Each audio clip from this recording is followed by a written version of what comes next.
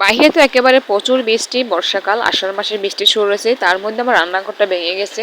তো ভাগ্যিস rice cooker আছে, তার জন্য হয়তো একটু খেতে পারতেছি। তো এদিকে আজকে আমি একেবারে সাধারণভাবে হাতে মেখে গরুর মাংস রান্না করব। এই মাংসটা ওদিন আমি চুলায় রান্না করেছিলাম, মানে যখন রান্নাঘরটা ভালো ছিল। এত পরিমাণ মজা হয় যে খাতে গোনা কয়েকটা মশলা দিয়ে। যেমন মাংসগুলো ধুয়ে পরিষ্কার করে পানি ঝরিয়ে নিলাম, গোটা কয়েক গরম মশলা দিলাম, তেজপাতা দিলাম, পেঁয়াজ কুচি দিয়ে দিলাম, আদা রসুন পেঁয়াজ বাটা আর জিরে ধনিয়া বাটা, এই বাটা মশলাগুলো খুব মিহি করে বেটে নিয়েছি। আর হচ্ছে গিয়ে 3-4টে শুকনো মরিচকে একটু কেটে দিলাম, স্বাদ মতো নুন, হলুদের গুঁড়ো আর দিয়ে দিব হচ্ছে লাল মরিচের গুঁড়ো। একটু ঝাল ঝাল হলে ভালো লাগে, তাই মরিচের গুঁড়োটা একটু পরিমাণটা বাড়িয়ে দিলাম। মরিচটার কালারটা যেমন সুন্দর আছে, ঝালটাও বেশ ভালো। আর দিয়ে দেবো খাঁটি সরিষার তেল, খাঁটি না এমনিতে কেনা আর কি, বললাম।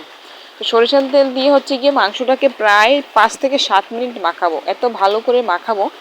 এটা মানে মাখানোতে হচ্ছে গিয়ে এটা টেস্টটা মানে ডেভেলপ হয়। এইভাবে আমাদের মা খালারা রান্না করে খাওয়া, তো দেখতাম অনেকক্ষণ মাংস মাখে। এত মাখো কেন তোমরা?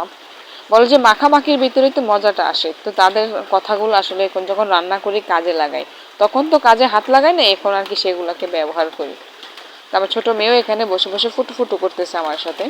তো মাংসটাকে মাখাতে মাখাতে দেখবেন যে মাংসটা অনেক সুন্দর নরম হয়ে যাবে। যেমন একটা শক্ত শক্ত থাকবে, মাখাতে মাখাতে নরম হয়ে যাবে।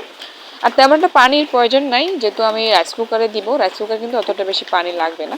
জাস্ট আধা কাপ পানি, মশলা বাটিটা ধুয়ে হাতটা ধুয়ে দিয়ে দিলাম, গোটা কয়েক কাঁচামরিচ দিয়ে এবার ডেকে দিব, এবার চুলাতে দিয়ে অন করে দিব। আর রাইস কুকারটা খুব সাবধানে ব্যবহার করার চেষ্টা করবেন, কারণ কয়েকদিন আগে হচ্ছে একটা মা মেয়ে মারা গেছে রাইস কুকারে, এটা হয়তো সবাই জানেন। রাইস কুকারে মারা নাই, মানে রাইস কুকারে রান্না করতে গিয়ে। রাইস কুকার কিন্তু নাড়াচাড়া করার সময় ক্যামেরাটা একেবারে ধোঁয়াশা হয়ে যায়। তো মাঝে মাঝে নেড়ে চেড়ে দিয়ে একেবারে যখন পানিটা শুকিয়ে তেল উঠে আসছে, তখন এই মাংসটাকে নামাবো। এই মাংসটা দিয়ে বাইরে কী বলবো, জাস্ট একটু ভাত খাইলে মনে হয় কী পরিমাণ তৃপ্তি। তো আমার হচ্ছে বাচ্চাদেরকে আমি 8:30টার ভিতরে রাতের খাবার খাইয়ে দিই এবং আমি নিজেও খাই। তো এখন প্রায় 9:30 বেজে গেছে, রান্না করতে করতে অনেকটা লেট হয়ে গেছে। তো আমি বাচ্চাদেরকে যত দ্রুত পারতেছি খাবারটা দিয়ে দিতেছি। আর এমনিতে তো হার্ড খাবার মাংস, খেতেও অনেকটা লেট হয়ে গেছে আমাদের রাতের খাবার। তো সিরিয়ালে ভাত বাড়লাম, আর মাংসটা কিন্তু খুব সুন্দর সিদ্ধ হয়েছে, আর মাংসটা অনেক ভালোও ছিল। তো এখন সিরিয়ালে ভাত মাখা শুরু করছি, প্রথমে মেয়েরটা, তারপর ছেলেরটা, তারপর আমার নিজেরটা।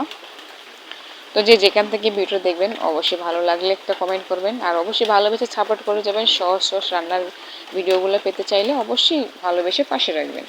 তো রান্নাটা কেমন হলো জানাবেন, আর যে যেখান থেকে ভিডিও দেখেন সকলের প্রতি আমার আন্তরিক শুভেচ্ছা।